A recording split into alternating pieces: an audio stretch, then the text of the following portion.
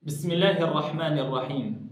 الحمد لله العلي العظيم، وأشهد أن لا إله إلا الله، وأشهد أن محمدا عبده ورسوله، صاحب المقام المحمود والحوض المورود. اللهم صل وسلم وبارك عليه وعلى آله وأصحابه وأتباعه وعنا معهم يا رحيم. أما بعد، فالسلام عليكم ورحمة الله وبركاته. Ang lahat ng papuri, pagdadakila, pagpapasalamat ay handog natin sa Allah Subhanahu wa Ta'ala. Tayo ay sumasaksi na walang ibang Diyos na karapat-dapat sambahin maliban sa Kanya, at tayo rin ay sumasaksi na si Muhammad ay propeta, alipin ipinadala ng Allah. Nawa ang kapayapaan, papugay, pagpapala ay mapa sa ating mahal na propeta, sampo ng kanyang pamilya at sa mga sahaba at sa mga tao na tumahak sa landas nila. Mga minamahal ni Allah Subhanahu wa Ta'ala, hindi lingid sa ating kaalaman na tayo ngayon ay nasa buwan na kung tawagin ay buwan ng Rajab.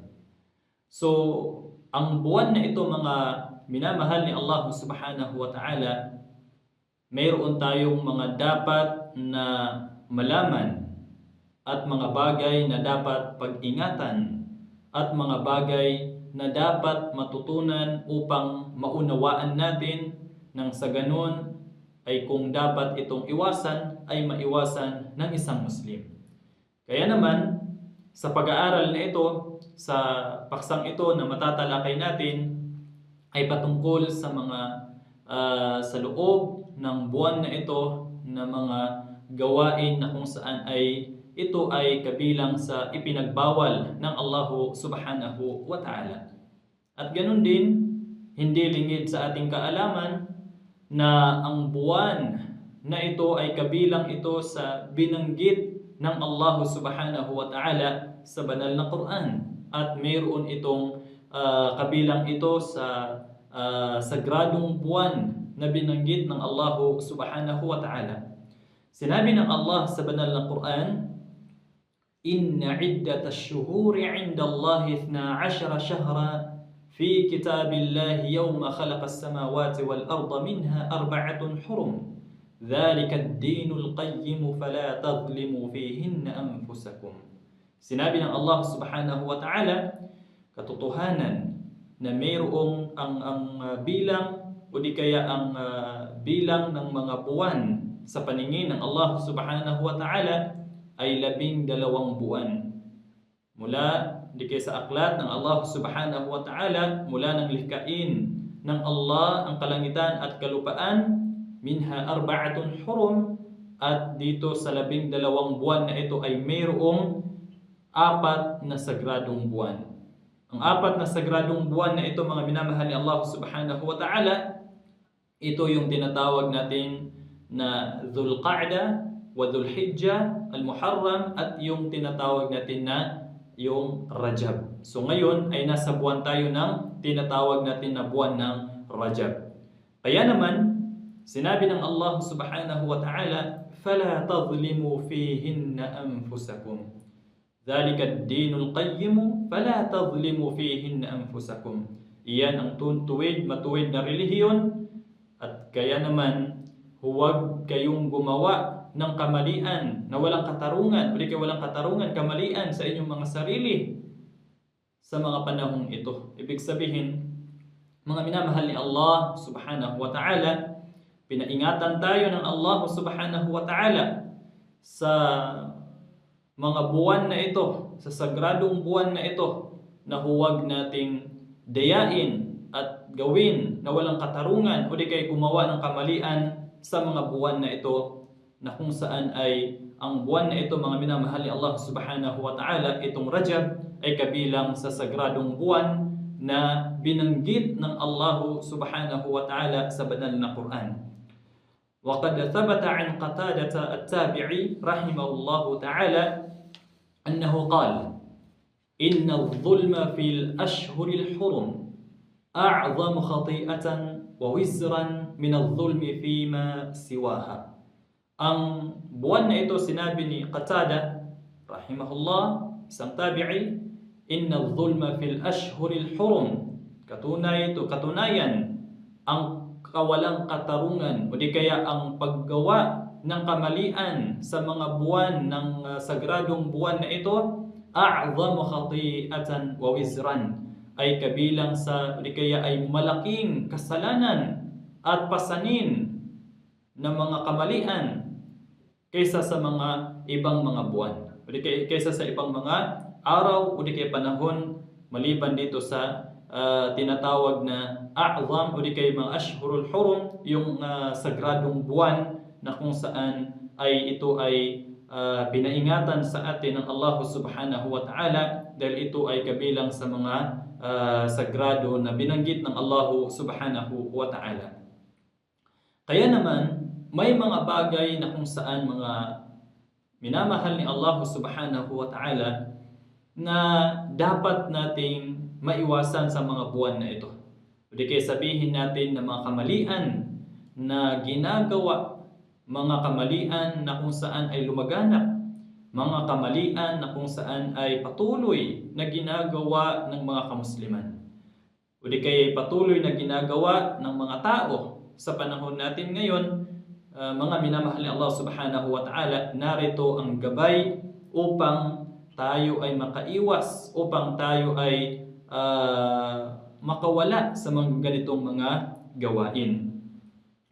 Ang una, mga minamahal ni Allah subhanahu wa ta'ala, mula sa mga maling gawain na ginagawa sa Rajab ay ang tinatawag na takhsisu shahri Rajabin aw awwali yawmin minhu aw awwali jum'atin aw khamis minhu bis-siyam, na kung saan mayroong ginagawa o di kay ginagawa ng mga iilan sa mga tao yung pagtukoy, pag-specify sa buwan ng Rajab mula sa awwal yawm nito. Ibig sabihin mula sa unang pasok ng araw nito o di kaya unang araw ng Jum'a nito o di kaya unang araw ng Huwebes sa buwan na ito, na ang ginagawa nila ay mayroon silang takhsisus sawm. Ibig sabihin takhsis bisiyam, na kung saan ay mayroon silang pag-aayuno na ginagawa. Na ito ay specify, tukoy lamang. Ibig sabihin ginagawa nila ito sa pagpasok ng unang araw o di kaya unang Jum'a o di kaya unang Huwebes ng buwan ng Rajab. So ito mga minamahal ni Allah subhanahu wa ta'ala, ang mga ganitong gawain lam yathbut 'anin nabiy sallallahu alayhi wasallam wala an ashabihi radiyallahu anhum fama samu hadhihi al-ayyam li ajli dukhuli shahri Rajab wala da'u an-nas ila siyamiha. Na kung saan mga minamahal ni Allah subhanahu wa ta'ala, ang pag-specific ng pag-aayuno sa pagpasok ng buwan ng Rajab ay hindi ito utos at hindi ito naganap at hindi ito ginawa ng propeta sallallahu alaihi wasallam, miski ang mga sahaba ng propeta sallallahu alaihi wasallam. Ibig sabihin, hindi ito itinuro ni propeta sallallahu alaihi wasallam at ganun din hindi ito ginawa ng mga sahaba ng propeta sallallahu alaihi wasallam, at kahit kailanman ay hindi sila nag-ayuno sa tinatawag na pag-i-espesyal sa pagpasok sa buwan ng tinatawag natin na Rajab. Kaya naman mga minamahal ni Allah subhanahu wa ta'ala, ang mga ulama, mga scholar natin, yunkiruna ma yurwa an hadha as-siyam min ahadithin da'ifatin aw makdhubah. Ang mga ulama, mga scholar natin ay kanila itong tinatanggihan.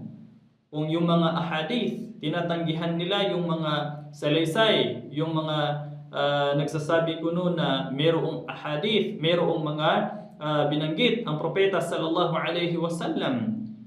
Ngunit ito ay tinatanggihan nila at ito ay mga hadith na mahihinang mga hadith at ganun din ay mga kasinungalingan ng mga hadith.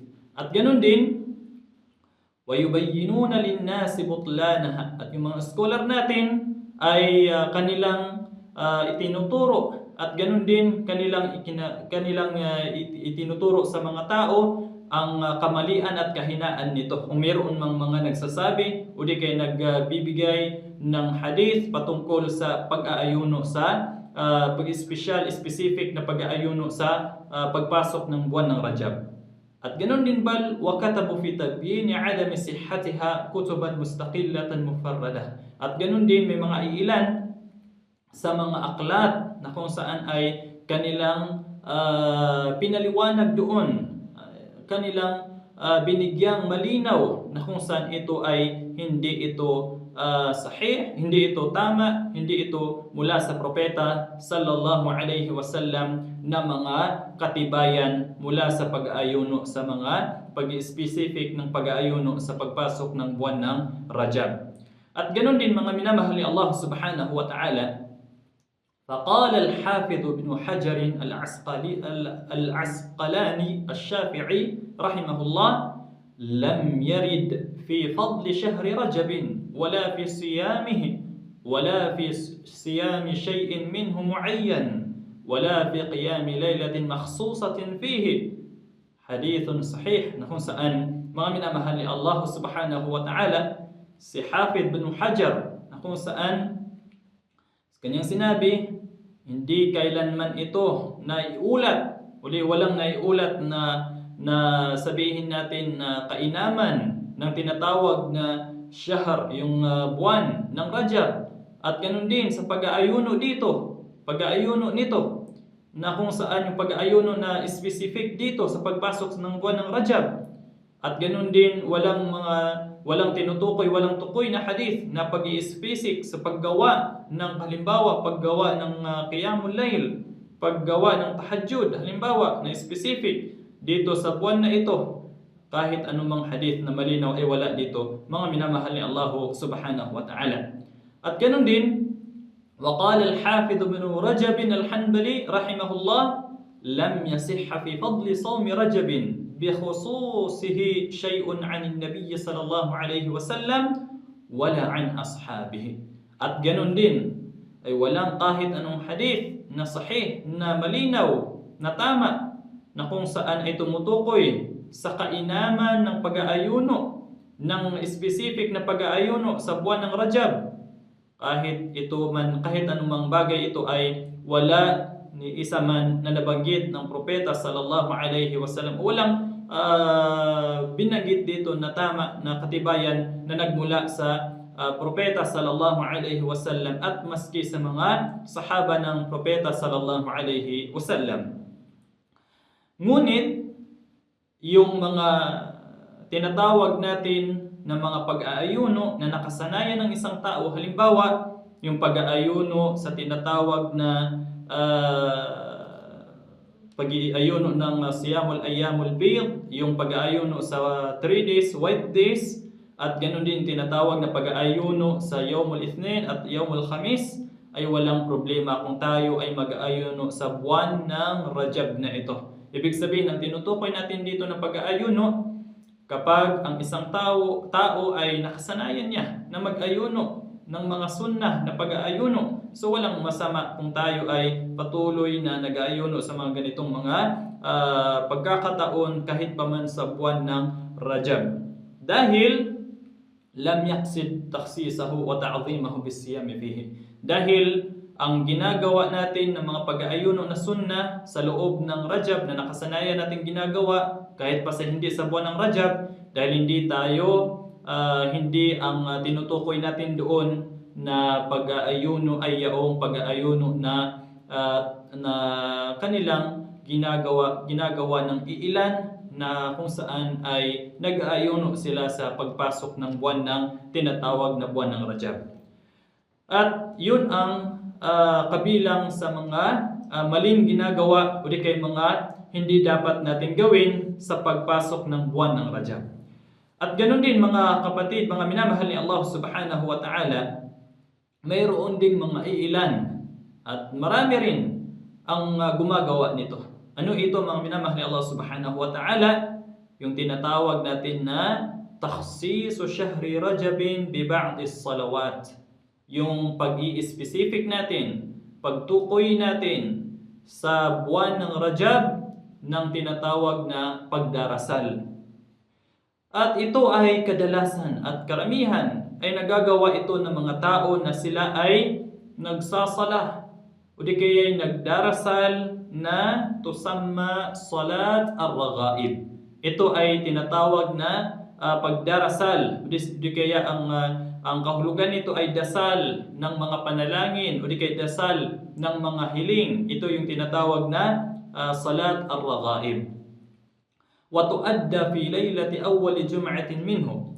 At itong salatul raghaib ay isinasagawa nila ito sa unang pasok ng sabihin natin sa gabi ng Huwebes o di kaya sa gabi ng Jum'a, sa unang pagpasok ng buwan ng Rajab ay sinasagawa nila yung salat ar-raghaib mabayn al-maghrib wal isha. Sinasagawa nila ito sa pagitan ng maghrib at saka isha. Wa awwalu ma 'urifat fil qarn al-khamis al-hijri. Itong salat ar-raghaib ay kauna-unahang nadiskubre ito o di kaya nalaman ito sa qarn, di kaya sa henerasyon pang limang henerasyon mula sa Hijri. Ibig sabihin mga minamahal ni Allah subhanahu wa ta'ala, hindi ito kailanman rin naituro ng propeta sallallahu alaihi wasallam. Wa hadhihi as-salatu yahrumu an tusalla o yud'a ila salatiha. At ang ganitong pagdarasal, tandaan natin, ang ganitong pagdarasal ay hindi maaari. Hindi ito ipinahintulot na tayo ay magdarasal o di kaya ay mag-imbita o di kaya ay mag-imbita sa iba na sila ay magsagawa ng pagdarasal dito.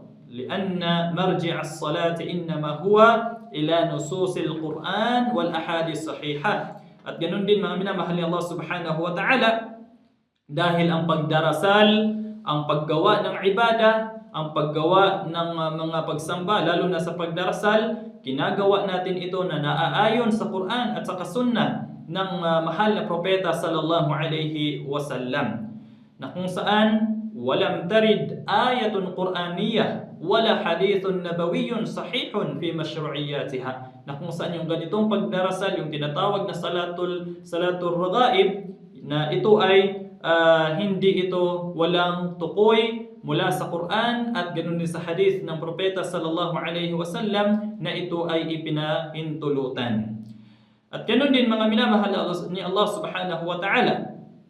وقال الحافظ ابن رجب الحنبلي رحمه الله لم يصح في رجب صلاة مخصوصة تختص به والأحاديث المروية في فضل صلاة الرغائب كذب وباطل لا تصح وهذه الصلاة بدعة عند جمهور العلماء.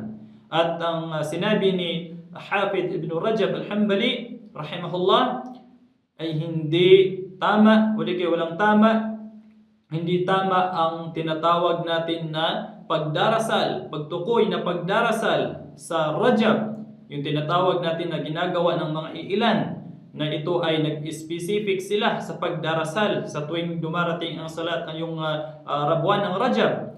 Ngunit mga minamahal ni Allah subhanahu wa ta'ala, ang mga ahadith, hindi kaya yung mga hadith kuno na ito ay inilabas, isinilaysay patungkol sa tinatawag na kainaman ng salatul raghaib, sinabi ni Hafid ibn Rajab al-Hanbali, kadhibun wa batilun la tasih, na kung saan ang mga hadith na ito, mga katibayan na ito ay kasinungalingan at ganun din ay kawalang katarungan, ito ay hindi walang katibayan, walang malakas na katibayan. Wa hadhihi as-salah, at ang sala na ito, ang pagdarasal na ito, bid'atun 'inda jumhur al-ulama. Ito ay tinatawag na bid'ah, innovation, makabago na sa relihiyon na ginagawa ng mga tao, na kung saan ang lahat o di kay karamihan sa mga scholar, jumhur al-ulama, ito ay kanilang tinawag na bid'ah o di kaya ay mga makabago na ginagawa sa relihiyon.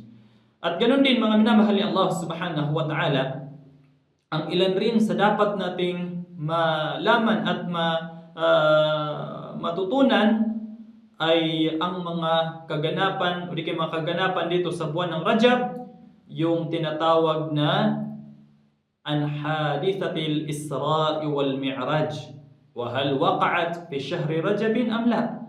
Itong tinatawag na kaganapan, pangyayari sa tinatawag na al-Isra wal Mi'raj.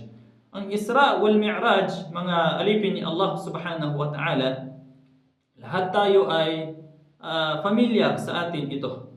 Ibig sabihin ng al-Isra wal Mi'raj, yung al-Isra na naganap sa buhay sa panahon ng propeta sallallahu alaihi wasallam, yung al-Isra, yung paglalakbay ng propeta sallallahu alaihi wasallam mula sa Makkah patungong Bait al-Maqdis sa Palestine, at ang Mi'raj, yung paglalakbay ng propeta sallallahu alaihi wasallam mula sa Bait al-Maqdis sa Masjid Aqsa papunta sa kalangitan. So yun ang tinatawag na al-Isra wal Mi'raj. So ito ay kabilang sa kaganapan at importanteng kaganapan sa panahon sa buhay ng propeta sallallahu alaihi wasallam, at ito ay kabilang sa mu'jiza na naganap sa buhay ng propeta sallallahu alaihi wasallam, na ito ay nabanggit sa Quran at ito rin ay nabanggit sa mga ahadith ng propeta sallallahu alaihi wasallam. Illa annahu ma'a hadha lam yasihha fi ta'yin waqti wuqu'ihi hadithun wahidun wala atharun la 'an an-nabiy sallallahu alaihi wasallam wala an ashabihi wala an talamithatihim min at-tabi'in. Ang ngunit mga minamahal ni Allah Subhanahu wa Ta'ala, ang pagtukoy, so ito ang ito ang kabilang sa mga kamalian, ang pagtukoy sa kaganapan, sa pangyayari ng al-Isra wal Mi'raj ng mga ilan, ay tinutukoy nila ito o di kaya sinasabi nila na ito ay naganap sa tinatawag na buwan ng Rajab. So ito ay wala itong katibayan na nagtutukoy na ito ay naganap sa tinatawag na buwan, lalo na sa buwan ng Rajab. Ngunit mga minamahal ni Allah Subhanahu wa Ta'ala, ang mga ilan sa mga scholar o di kaya mga scholar natin ay sila ay nagkaroon sila ng mga khilaf o di kaya nagkaroon sila ng mga yung iba nagsasabi na ito ay nangyari sa Rabiul Awwal, at ilan naman ay nagsasabi na ito ay naganap sa Rabiul Akhir, at ganun din ang ilan ay nagsasabi ito ay naganap daw sa buwan na ito sa Rajab, at may mga ilan din na nagsasabi na ito ay naganap sa buwan ng Ramadan, at may mga ilan na nagsabi ay ito ay naganap sa buwan ng Shawwal. At ganoon din, mayroon ding nagsasabi na ito ay naganap sa sa buwan ng Dhul-Qa'dah. At ganoon din mga minamahal ni Allah Subhanahu wa Ta'ala, may nagsasabi na ito ay naganap sa unang buwan ng taon. At ganoon din mga minamahal ni Allah Subhanahu wa Ta'ala, may nagsasabi na ito ay nangyari sa kalagitnaan ng mga buwan. Ngunit wa min ad'afil aqwal, ngunit ang pinakamahina doon na mga kasabihan na binanggit nila, qawlu man qal, ay ang sinasabi ng nagsasabi, innaha kanat fi shahrin Rajabin fi laylati as-sabi' wal 20 minhu. Ang nagsasabi na kung saan ito daw ay naganap sa buwan ng Rajab sa araw na ika-27 ng araw sa buwan ng Rajab. Ibig sabihin, fi laylati as-sabi', sa gabi ng ika-27 ng buwan na ito. So ito ang pinaka mahina na salita mula sa mga sinabi nilang mga di kay naganap sa pangyayari sa buhay ng propeta sallallahu alaihi wasallam. Kaya naman mga kapatid, sa mga minamahal ni Allah Subhanahu wa Ta'ala, hatta qala al-faqih ibn Dihya al-Maliki, hanggang sa sinabi ng isang maalam, marunong, na mayroong angking karunungan na si Ibn Dihya al-Maliki rahimahullah, wa dhakara ba'd al-qussas anna al-Isra kana fi Rajab, wa dhalika 'inda ahli at-ta'dil wa tarjih ainul kadhib. Ibig sabihin, mga minamahal ni Allah Subhanahu wa Ta'ala, mayroong mga nagsasabi sa ibang mga nagsasalaysay, nagkukwento na annal Isra, yung Isra daw ay naganap sa Rajab. Ngunit ayon sa mga pantas, mga scholar o di kay dalubhasa sa larangan ng hadith at saka sa fiqh, o di kay yung mga nag-evaluate, nag-prioritize ng mga hadith at saka fiqh, ito ay kasinungalingan. At ganoon din mga minamahal ni Allah subhanahu wa ta'ala, وقال الفقيه ابن عطار الشافعي رحمه الله ذكر بعضهم أن المعراج والإسراء كان فيه يعني في رجب ولم يثبت ذلك. Ibig sabihin ganun din sinabi ni Ibn Attar al-Shafi'i ang binanggit ng mga ilan na ang Mi'raj, yung pag-Mi'raj at saka Isra ng Propeta sallallahu alaihi wasallam ay naganap sa tinatawag na Rajab. Ito ay wala kahit man na nagmula o di kaya katibayan na binanggit ng o di kaya nangyari o di kaya binanggit ng Propeta sallallahu alaihi wasallam. At ganoon din mga minamahal ni Allah subhanahu wa ta'ala, ito ang panghuli na ating matatalakay. Ganoon din, kabilang din sa mga karugtong din ng ating natalakay, yung pag-celebrate, ihtifal bilaylatil Isra wal Mi'raj. May mga tao na sila ay nagdidiriwang, nagsasayahan, o di kaya ay nagsiselebrate na kung saan ang kanilang ipinagdiriwang ay gabi ng al-Isra wal Mi'raj. So unawain natin mga minamahal ni Allah subhanahu wa ta'ala, mga minamahal ni Allah, mga kapatid, mga alipin ni Allah, ang ganitong pagdiriwang annahu lam yarid al-ihtifalu biha. Ang ganitong pagdiriwang mga minamahal ni Allah subhanahu wa ta'ala, hindi kailanman ito nabanggit o di kaya kahit kailanman hindi ito nagawa, nangyari, o di kaya ang pagtipon-tipon dito, wala la ijtima'u laha la 'an an-nabiy sallallahu alayhi wa sallam wala 'an ashabihi wala 'an at-tabi'in wala an ahadin min ahli al-qurun al-ula wala 'an a'immatil arba'ah. Tandaan natin mga minamahal ni Allah subhanahu wa ta'ala, ang pagdiriwang ng tinatawag na gabi ng al-Isra wal Mi'raj ay hindi ito kahit kailanman nangyari, naganap, ginawa o binanggit ng Propeta sallallahu alaihi wasallam o kahit ang mga sahaba. Kahit yung mga kasamahan ng Propeta sallallahu alaihi wasallam ay hindi nila ito ginawa. Ganon din sa mga tabi'in, yung mga kasunod ng mga sahaba, yung mga naabutan nila mga sahaba ng Propeta sallallahu alaihi wasallam, o kahit kailanman mula sa mga unang henerasyon kasama ang Propeta sallallahu alaihi wasallam na ginawa nila ito kahit isa man sa kanila. At ganon din sa apat na mga imam natin ay hindi nila ito ginawa. So kaya mga minamahal ni Allah subhanahu wa ta'ala, ito ay malinaw na ito ay kabilang sa mga bid'ah o di kabilang sa mga bid'at na natalakay natin sa Rajab. Ibig sabihin, ito ay mga innovation. Ito ay mga makabagong mga ginagawa o di kaya makabagong ginagawa sa relihiyon ng Islam. Pag sinabi nating bid'ah, ito yung tinatawag na pagbabago na ginagawa ng mayroong kaugnayan o di kaya sa pananampalatayang Islam sa ating relihiyon. At tandaan natin mga minamahal ni Allah subhanahu wa ta'ala, tayo ay sumusunod tayo sa kung ano yung mga matitibay, kung ano yung mga nabanggit, kung ano yung mga itinuro ng mahal na Propeta sallallahu alaihi wasallam o di kaya kung ano yung mga sinunod ng mga sahaba mula sa Propeta sallallahu alaihi wasallam.